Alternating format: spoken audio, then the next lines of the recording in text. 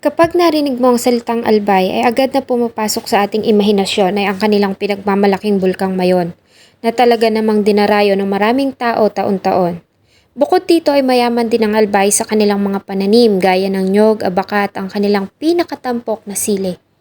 Kilala din ang lugar sa kanilang masasarap na delicacies gaya ng mga ginataan at syempre ang legendary nilang Bicol Express at Chili Ice Cream. Ang kwento po natin ngayon ay nangyari sa bayan ng Bakakay sa Albay. Ito ay ang talaga namang napakasakit na naging kamatayan ng isang dalaga na dapat sana ay magtatapos na summa cum laude sa kursong accountancy na si Rhea Boneo noong nakaraang taon. Si Rhea ang kauna-unahang magtatapos sa kanilang pamilya. Ngunit isang buwan bago pa man siya makapagmarcha ay natagpuang wala ng buhay ang dalaga sa masukal na bahagi ng barangay Hindi, Bakakay, Albay. Paano sinapit ng isang matalino at masipag na dalaga ang ganoon kasakit na kamatayan? Bago ko po simulan ang ating story, sa mga bago po sa channel ko, please hit the subscribe button at pakipindot na rin po ang ating notification bell para ma-notify kayo sa mga bago nating upload na videos. Alas 12 pasado ng madaling araw noong June 6 taong 2022, habang mahimbing na natutulog ang karamihan, ay nakatanggap ng report ang tanggapan ng kapulisan ng Bakakay, Albay tungkol sa natagpuan umanong katawan ng babae sa masukal na bahagi ng kagubatan sa Purok 3, Barangay Hindi, Bakakay, Albay. Nang marating nila ang area, ay marami na ang tao doon at dito ay nadatnan nila ang katawan ng isang babae. Nakadapa, nakataas ang damit, punit-punit ang suot na maong na pantalon, nawawala ang pang-ibaba nitong kausuotan at may malalaking sugat sa leeg, batok at ulo. Ganon din sa mga braso nito at kamay na siyang senyales na nanlaban ang biktima. Ang biktima ay kinilalang ang 22 years old na dalagang si Rhea Boneo na residente din ng sabing lugar. Ayon sa ina ng dalaga, ay huli nilang nakita itong buhay noong June 5, 2022 nang ganap na alas 5 ng hapon. Pupunta ito sa bayan para kunin ang pinadalang 500 pesos ng kapatid nitong lalaki sa GCash. Binili niya din na dumaan ito sa nakababatang kapatid na lalaki para sabay na silang umuwi ng bahay. Ngunit tanging ang anak na lalaki lamang ang nakauwi at hindi nito kasama si Rhea. Ayon pa nga dito ay hindi niya nakita ang dalaga. Dito na nag-alala ang ina ng biktima at mga kapatid dahil sa tuluyan ng binalot ng kadiliman ng paligid at lumalalim na din ang gabi, ngunit hindi pa rin ito umuwi ng bahay. Kaya naman gamit ang mga flashlight ay nagsimula na silang maghanap sa dalaga. Kasama ang ilang mga kamag-anak ay nilibot nila ang lugar na maaaring puntahan nito, ngunit wala silang nakitang Rhea Boneo. Hanggang sa may mapansin silang mga patak ng dugo at nang sundan nila iyon ay dito na nila nadiskubre ang kalunos-lunos na kalagayan nito. Sa ginawang investigation ng mga pulis ay may isang lalaki ang lumapit sa kanila. Ayon dito ay dumaan siya sa lugar kung saan nakita ang biktima ng bandang alas 6 ng hapon noong June 5. At dito ay napansin niya ang isang lalaki na nakadilaw ng damit, puting short na tumatakbo palabas sa lugar kung saan nakita ang katawan ni Rhea. May mga talsik ng dugo ang damit nito at may daladala itong itak. Na siya po yung nakita doon na tumakbo sa crime scene at meron din tayong mga circumstantial evidence na nagtuturo na siya yung suspect natin sa kasong ito. Nang ipakita ng mga pulis sa kanya ang album ng mga taong nagkaroon ng record sa kanilang tanggapan, ay dito positibo nitong kinilala ang lalaking nagngangalang Ariel Marbella. Papasok ako dito, yung sa looban, tapos nakita ko po yung lalaking nakayelo na puro dugo yung damit, may hawak na itak. Pagtingin ko sa baba, nakita ko maraming dugo. Tapos pag tingin ko ulit sa unahan, yun na po yung tumakbo na yung lalaki. Kinabahan kasi po ako noon kasi di ko alam kung ba't yung tumakbo. Pagtingin ko po dito, sinabi ko sa mga matanda dito na ganun nga may nakita ako. Ang sabi nila, baka daw may may kinatay lang na hayop dyan. Uwi ko po, mga alas 7 ng gabi. Yun na po, nakatanggap na po ang balita tungkol dito. At yun nila po, na di pa po daw umuwi. Nalaman na lang namin po sa sa tiyuin niya na gano'n na nga po, wala nang buhay si Ate Rhea. Tawag po ako. Tapos may pinakita po sa akin na photo album. Tapos yung pag ko po, hinahanap ko dun sa photo album. Nakita ko po yung mukha ni Ariel. Tapos yun po yung tinuro ko sa kanila na yun nga talaga yung nakita kong mukha.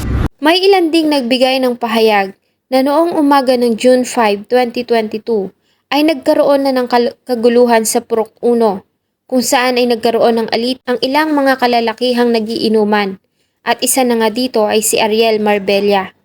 Lasing na umano ito at tila galit na galit nang umalis ng bandang alas 4 ng hapon. Si Ariel ay dati nang nadakip ng kapulisan noong 2019 dahil sa kasong pagnanakaw. Ngunit pinakawalan din nila ito dahil sa nagkaroon ng amicable settlement sa pagitan nito at ng nagreklamo. Dahil sa naging statement ng witnesses ay itinuring ng kapulisan si Ariel Marbella bilang person of interest. Agad nila itong hinanap para imbitahan para sa ilang mga katanungan. Ngunit mas lalo pang ang lumalim ang kanilang hinala dahil sa wala ito sa kanilang tinitirhan at hindi na rin ito umuwi ng bahay mula nang mangyari ang krimen. Kaya naman ay naging subject ito ng isang manhunt operation. Nakipag-ugnayan ng mga kapulisan sa tanggapan ng barangay at sa mga tao sa community para sa mabilis na pagdakip sa suspect. Naglabas naman ng pahayag ang Municipal Mayor ng Bacacay Albay na si Mayor Dinky Romano na magbibigay sila ng 50,000 na pabuya sa kung sinong makakapagbigay ng information sa kinaroroonan ng suspect na si Ariel Marbella. May mga report sila na natanggap na maaaring ito ay nagtatago sa kagubatan ng barangay hindi, kaya naman ay sinuyod ng mga pulis ang masukal na area sa lugar, kasama ang mga concerned citizens na galit at nais din na mapanagot ang gumawa noon. Nahirapan pa sila dahil sa kabisado ng suspect ang gubat, dahil sa araw-araw umano itong nandoon at naghahanap ng kahoy na siya nitong kinabubuhay, kaya naman ay familiar ito sa terrain ng lugar. Matapos ang ilang araw na paghahanap, ay natauan nila ito at naaresto noong June 8, 2022. Ayon sa report ng kapulisan ng Bacacay, ay malaki ang naging tulong ng community para sa pagkakaaresto sa suspect. Nahuli ito ng ganap na alas 12:15 ng hapon. Walang suot na damit sa itaas, nanghihina, balisa at tila ba hindi natutulog. Dinala nila ito sa Bacacay Police Station. Mariin namang itinanggi nito na may kinalaman siya sa krimen at nang tanungin kung bakit siya nagtatago ay sinabi nito na dahil sa natatakot siya sa mga pulis. Ilang araw matapos ang pagkakadakip kay Ariel Marbella ay isa pang 19 anyos na dalaga ang lumapit sa tanggapan ng pulis. Ayon dito ay isa siya sa mga biktima ni Ariel na muntik na nitong pagsamantalahan. Ayon dito noong March 9 taong 2018, 14 anyos pa lamang umano siya noon at nag-aaral bilang grade 9 students ng Zamora Institute. Pauwi na siya sa kanilang bahay ng bandang alas 5:30 ng hapon. Habang tinatahak niya ang masukal na daan ay isang lalaki ang humablot sa kanya at pinalo siya ng kahoy. Buti na lamang at nagawa niyang manlaban at makawala mula rito. Kaya naman siya ay nakatakas. Ang nasabing lalaki ay positibo nitong kinilala na ang person of interest na si Ariel Marbella. Napahagulhol ito nang bumisita sa burol ni Rhea dahil sa tila na nariwa umano sa kanyang alaala ang nakakatakot na karanasan. Po ako noon galing school, around 5:30 po, yung dismissal po kasi 5 p.m. Sinalubong niya ho ako noong panahon na yun. Nagkasalubong ho kami, wala ho siyang kahit ano, wala hong takip ang mukha, walang kahit ano sa mukha niya, kaya nakikilala ko ho siya. Ngayon nang nagkasalubong ho kami, may hawak-hawak na ho siyang 2x2. At isa pag hakbang ko ho patalikod, hinampas niya ho sa akin yung 2x2 na hawak-hawak niya sa bato ko. At bumulagta ho ako, gawa na syempre nakatalikod ho ako. Yung cellphone ko ho, naihagis ko na ho palayo at ako, tumumba ako na nakadapa. Pinatihaya niya pa po ako, pinagsakal, pinagbubugbog that time. Almost 5 minutes kami sa ganong posisyon hanggang po sa nakatayo ako. Nanlaban po ako that time. Tapos siguro po napagod siya gawa ng madami hong dumadaang motorista dito. Siguro po sa gawa ng takot niya na may makakita sa amin. Nakita niya ko yung cellphone ko, itinakbo niya. Doon siya lumusot at ako itinakbo ko na rin yung sarili ko. Samantala ay nahirapan naman ang kapulisan dahil sa hindi nila nagawang matagpuan ang mga hard evidence na magdidiin sa suspect gaya ng ginamit nito sa kanyang ginawang pagpatay. Muli nilang sinuyod ang gubat dahil sa malakas ang kanilang hinala na dito itinago ng suspect ang murder weapon. Ngunit bigo sila na matagpuan iyon. Nanatili namang in denial ang suspect na si Ariel. Ngunit ayon sa mga pulis, ay may mga pagkakataon na nakikita nilang balisa ito, nakatulala at tila malalim ang iniisip. May mga pagkakataon din umano na sinasabi nito na siya ay nagsisisi, ngunit hindi naman ito sinasabi kung ano ang bagay na pinagsisisihan. Ganon pa man ayon sa kapulisan, ang mga statement ng witnesses at mga circumstantial evidence na nagtuturo kay Ariel Marbella ay sapat ng dahilan para ito ay sampahan ng kasong panggagahasa at pagpatay. Kasabay ng pagbuhos ng ulan noon ay inihatid ng pamilya at mga nagmamahal kay Rhea ang kanyang labi sa kanyang huling himlayan.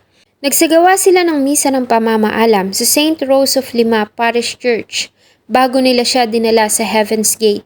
Lahat sila ay nakasuot ng puting t-shirt na may mga nakasulat na katagang Justice for Rhea Boneo. Ang kanyang nobyo ay nagmula pa sa ibang bansa na umuwi at masakit na inihatid ang nobya. Dala pa nito ang paboritong pabango ni Rhea na lagi nitong gustong ipabili sa kanya. Ayon sa pamilya, si Rhea ay isang mabait na anak, matalino. Sa katunayan ay consistent honor student ito mula ng kanyang pakabataan. At magtatapos na sana ito bilang summa cum laude noong July 7, 2022 sa kursong Bachelor of Science in Accountancy sa Divine World College ng Legazpi City. Punong-puno ito ng pangarap at talaga namang gagawin ng lahat para lamang makatapos ng pag-aaral. Ayon sa ina ng dalaga, ay nagagawa nitong pagsabayin ng pagtatrabaho at pag-aaral. Nagsisilbi kasi ito bilang student assistant sa kanilang paaralan. Noong kasagsagan ng pandemya, ay nagtatrabaho ito sa Department of Labor and Employment sa araw at nag-aaral naman sa gabi. Ang kanyang ama ay mananahe at paiba-iba ng lugar kung saan ito makakita ng trabaho. Ang kanyang mga nakatatandang kapatid naman ay nagtatrabaho sa Sorsogon para makatulong sa kanyang pag-aaral. Si Rhea lamang ang inaasahan ng pamilya at ito lamang ang kanilang pag-asa para makaahon sa hirap ng buhay. Ngunit lahat ng pangarap ng pamilya Boneo ay tila gumuhong lahat ng dahil lamang sa isang lalaking nagkaroon ng labis na pagnanasa sa laman. Habang nakaborol si Rhea, ay isang parcel mula sa online shopping ang natanggap ng ina. Ito ay ang 2 pares ng sandals, isa para sa dalaga at ang isa ay para sa kanya. Nasusuotin sana nito sa pag-akyat sa stage sa pagtatapos ng anak. Hindi rin daw nila alam na summa cum laude ito, mahilig kasi umanong magsorpresa ang anak. Isa na namang pangarap ang tinuldukan ng karahasan. Minsan sa mga ganitong pangyayari ay hindi mo masisisi ang ilan kung bakit nila ninanais na muling maibalik ang parusang kamatayan. Sana po ay nagustuhan nyo ang isa na namang kwento na akin pong ibinahagi. Marami pong salamat sa inyong patuloy na pagtangkilik sa akin pong mga videos. Huwag nyo pong kalimutang mag-iwan ng inyong saloobin at suggestion sa atin pong comment section. Thank you so much po and see you in my next video.